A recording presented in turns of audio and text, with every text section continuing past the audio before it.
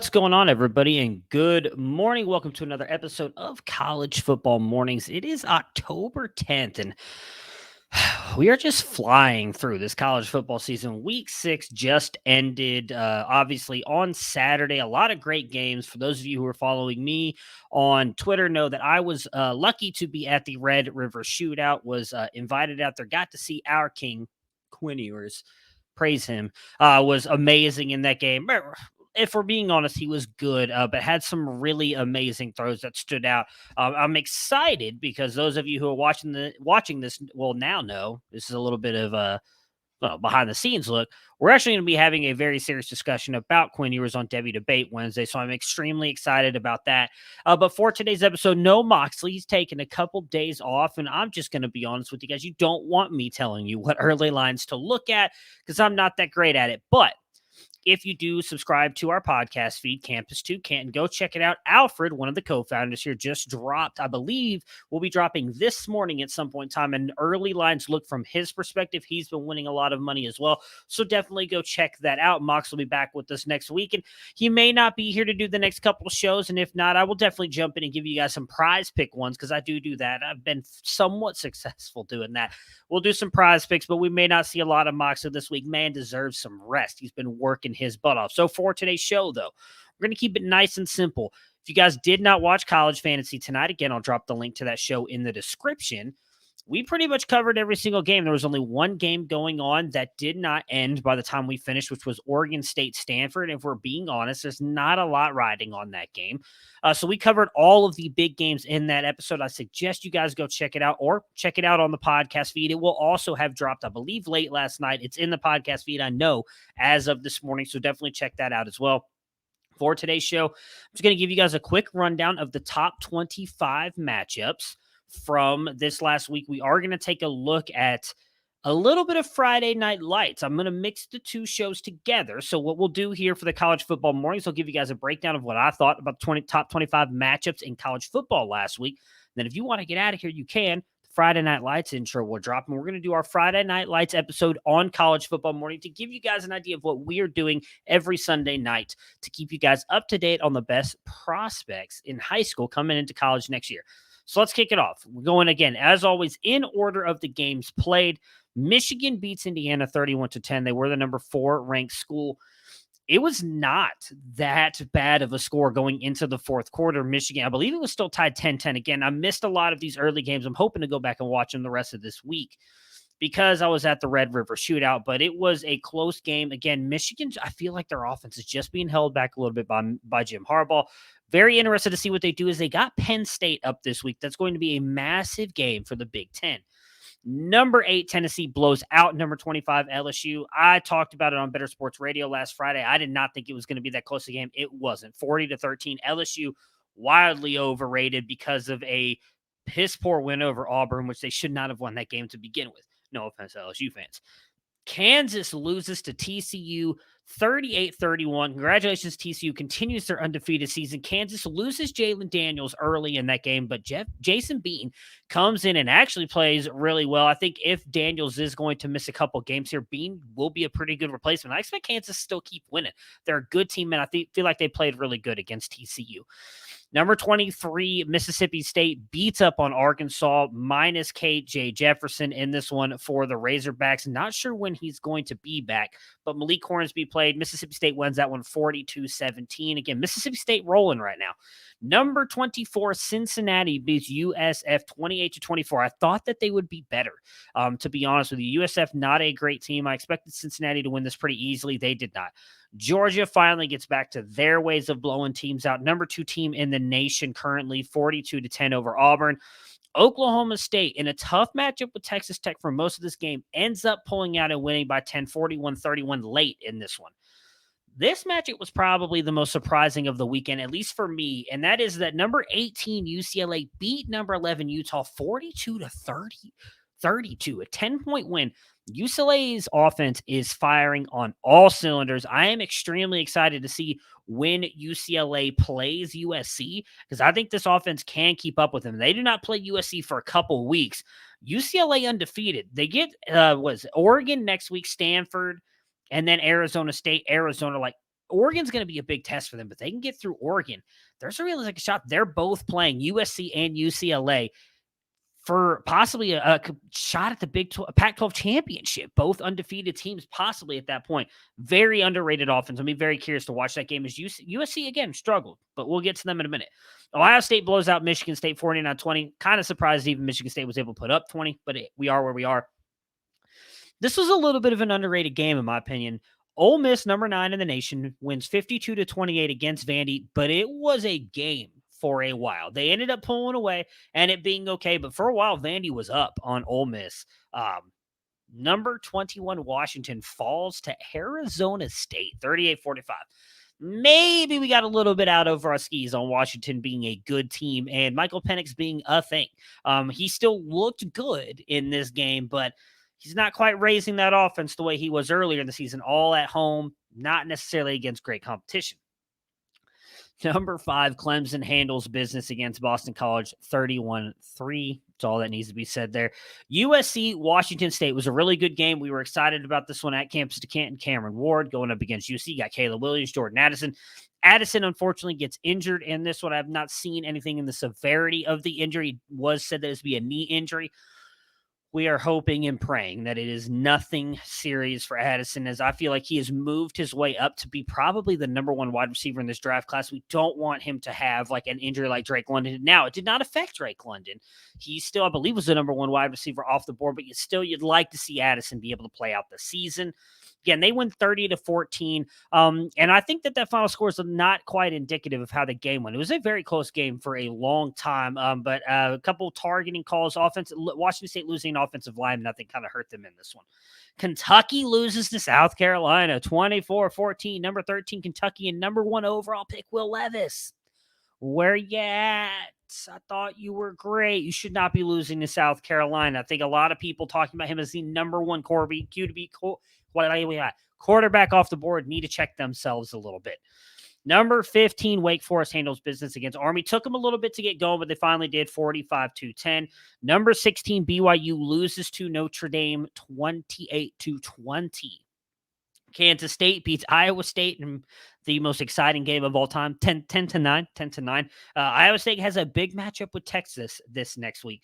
Alabama holds on to beat Texas A&M, charging with a stop in the red zone, 24-20. NC State holds on to beat Florida State, 19-17. NC State, number 14, and Oregon blows out Arizona, 49-22. Oregon, number 12. I do want to touch on, before we jump over to Friday Night Lights really quick, Quinn Ewers. I have talked a lot about him on most of our network here. I am a big fan of his. Getting a chance to see him live in that atmosphere, no less, was amazing. As a neutral observer, I'm not a fan of Texas, not a fan of Oklahoma. If you guys couldn't guess by the jerseys behind me. But I am a fan of Quinn Ewers. He's been my quarterback 1 in our ranking set since the start of this year, because I've talked about him being a special passer. I felt like he was the number 1 QB in his class. And when we did our supplemental freshman guide last year, we had him in there, even though he wasn't technically a freshman, because in a lot of C2C leagues, he was not draftable, or you could not pick him up off the waiver wire because he reclassified, came in. A lot of freshman drafts had already been done. So he was available in those drafts. And I talked about how special he is as a passer, and we got to see that a lot. There was 5 throws in that game that were incredibly good.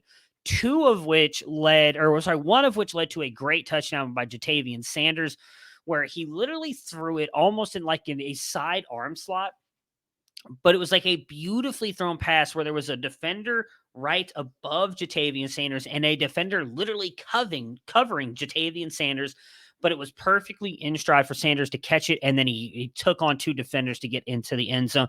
And then there was a play where he was rolling to the blitz had come up the front. I want to say it was a linebacker broke through the line, and he rolled out to the left and off platform throw over a linebacker in front of Bijan Robinson. Bijan did make a great catch, and I don't want to say this was all Ewers. Bijan goes up, beautiful catch, comes down inbounds. Quinn is special, and I really think he showed a lot of us that there's definitely things he needs to improve. I'm not saying he's the perfect prospect. I know he got a perfect rating, there's definitely things he can work on, but I think he is incredibly special, and I cannot wait to see more of this kid. I am, again, just hoping and praying he remains healthy so we can get him for the rest of this season to see what he looks like, and I will stand adamantly in the fact that if he does not get injured in that Alabama game, they are likely sitting here right now at 6-0 and a chance to win the Big 12 and go on to a playoff, because there's no reason I don't see any way they wouldn't be. They would not have lost to Texas Tech 2 weekends ago, and I think they would have beaten Alabama. They were driving down the field easily on Alabama with Quinn, so I think they would be 6-0 right now. All right, so with all that being said, talking about on the C2C side of things here, let's actually jump in, and we're going to talk about our Friday Night Lights segment. Roll the intro.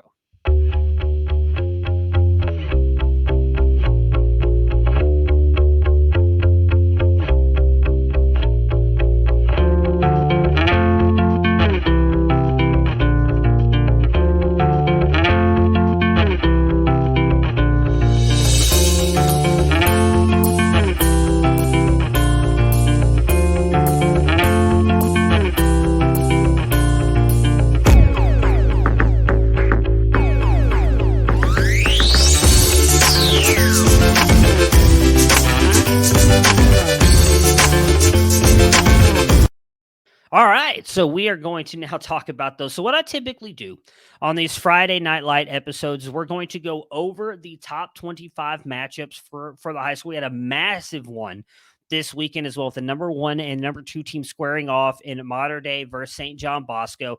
And then typically I do run through what the quarterbacks have done over the weekend. I haven't actually been able to find some of that information, so we unfortunately may have to skip that this week, but we also show some highlights. We've got a great recruiting team. Again, I really suggest you guys follow David at Solving Football and Matt at Big Wide Receiver Guy. They help me pull these highlights of these players, and then we kind of just post them and talk about, just again, trying to get you guys ready for who is coming next, because I do think that that is a big deal, especially in C2C League. So let's go ahead and jump into the matchups really quick.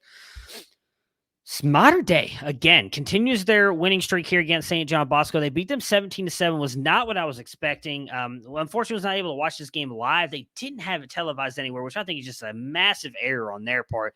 No offense to Buford, who does have one of the top running backs coming out, Justice Haynes. Like, they've been showing Buford games on ESPN. This game should have been highly televised. There was like 70-plus star-rated athletes in this game. I'm very disappointed that I couldn't find this game anywhere, but regardless, Mater Dei is able to come away with the win here. Central beats Northwestern 42-7. They'll likely remain the number 4 ranked team in the nation. Bishop Gorman rolls Legacy 69-0. They're the number 8 team. I don't see that changing, as Buford, who is ahead of them, was on a bye week.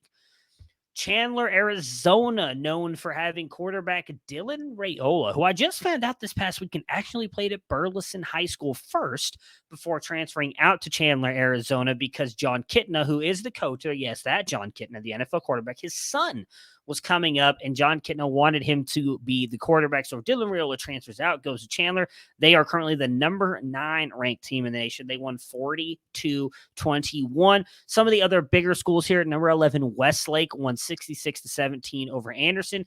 IMG Academy, and I'm going to talk about them for a second here. Number 12 team in the nation, 45-0. Now, again, I mentioned this on the last Friday Night Lights episode. May have been actually last Monday. Who knows? They are not actually in like a high school division because they go around the country and play everybody. They played St. Thomas More in Oakdale, Connecticut.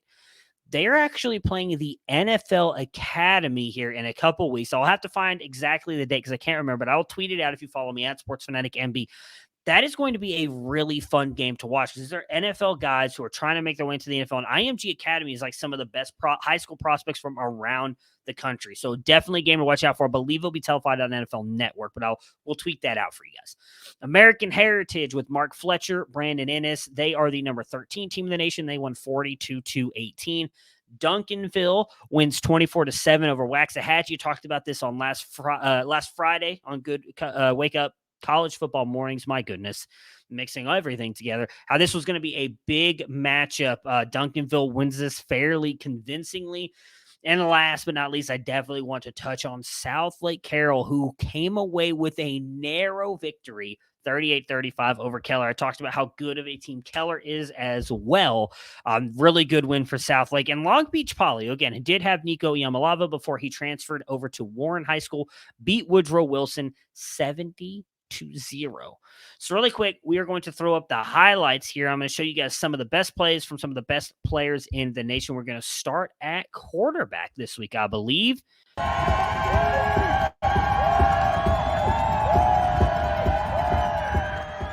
So this is Avery Johnson right here, actually setting up a game-winning field goal right there on that play. Great play by him.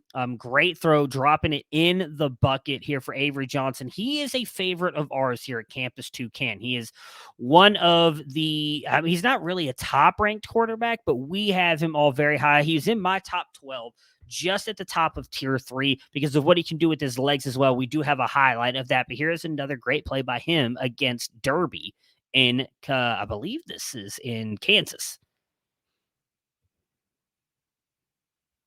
Johnson and company goes back to pass, looks to his left, looks Stevens first, throws the fade route, now caught to Calhoun at the 11 and goes out of bounds. 41, here he goes again. And there's him just running the ball. I mean, I've talked a little bit about this on the typical Friday Night Lights episodes. Like, if you watch Kansas, he's committed to Kansas State, is Avery Johnson. If you've watched Adrian Martinez do anything, Avery Johnson, in my opinion, is just an overall better prospect. He's going to be lights out for Kansas State. This next play right here is by Noah Rogers. He is a wide receiver commit to Ohio State. He is the lowest of some of the top guys, including Carnell Tate and Brandon Ennis, but I think he's going to be a really good wide receiver for them as well.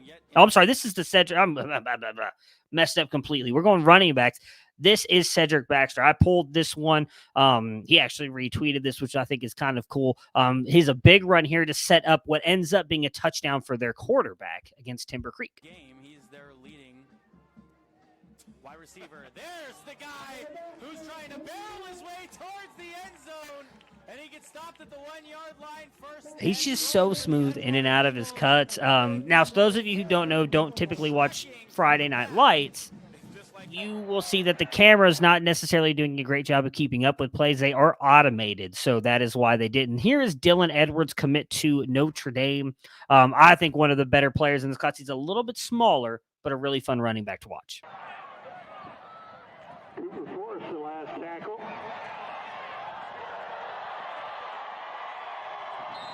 Dylan Edwards, the ball carrier.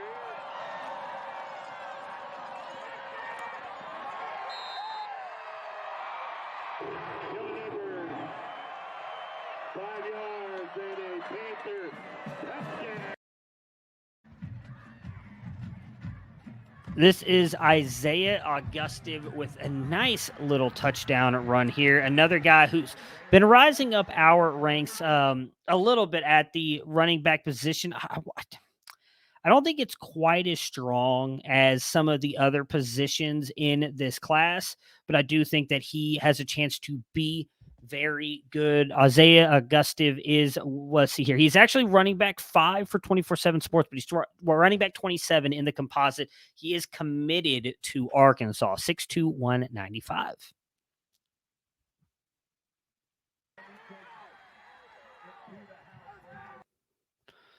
Here is the play by Noah Rogers, the wide receiver going to Ohio State. Just beats his cornerback, going deep for a nice touchdown here. He's a very divisive player for us at Campus Toucan. Some of us had him very high, a couple very low. We've all kind of adjusted our grades on him a little bit after watching some full games, but still a very exciting prospect. Career receptions on that tap. All right, so here's a touchdown for Jaden Greathouse, the wide receiver who's like almost the size of a tight end going to Notre Dame. Land back to pass on 2nd and 3. Fires to the end zone. Jaden Greathouse is there, and he watches it go right in. Believe he is actually a tier 1 wide receiver for all of us at 24/7 Sports. All right, so this is The last player we have highlights on, there's going to be 3 of them. This is for wide receiver Micah Hudson, who plays at Lake Belton High School. He is a 2024 wide receiver prospect, listed at 6'1", 86. Again, plays at Lake Belton High School in Temple, Texas. He is wide receiver 2 in the composite, wide receiver 4 on 24/7 Sports. A big wide receiver guy's a big fan of his. I got 3 highlights for you here for him. Looking for the drop back pass to Hudson, had to hesitate a minute, now finds him, and Hudson has the far sideline, now cuts into the middle of the field, and it's off to the races. They won't catch him. Micah Hudson, touchdown, Lake Belton.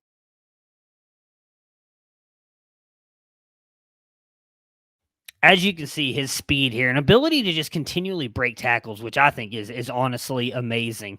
He's a very fun prospect to watch. This is the last highlight for him here, and actually the last highlight that we have.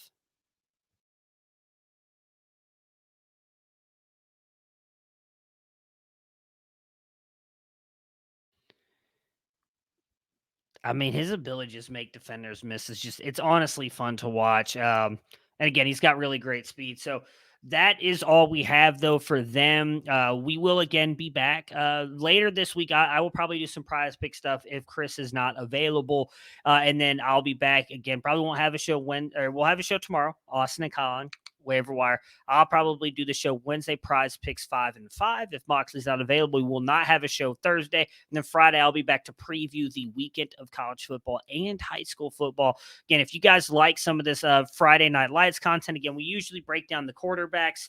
Was not able to get some of that stuff together, so I do apologize about that. It's been a fun weekend with the Texas OU game, but it also kind of took away some of the time I usually have to devote to this stuff. And I, wanted to actually go experience a game live, which was a lot of fun. But we'll be back with all of that stuff next week. If you like this stuff, you want to learn more about the high school side of things, definitely check us out. We've got a ton of shows up on the YouTube channel here. We will do those every Sunday night. If you guys do enjoy this kind of content, please like the video, subscribe, hit that bell icon so you know when we go live for anything and everything we do. It's almost completely related to college football.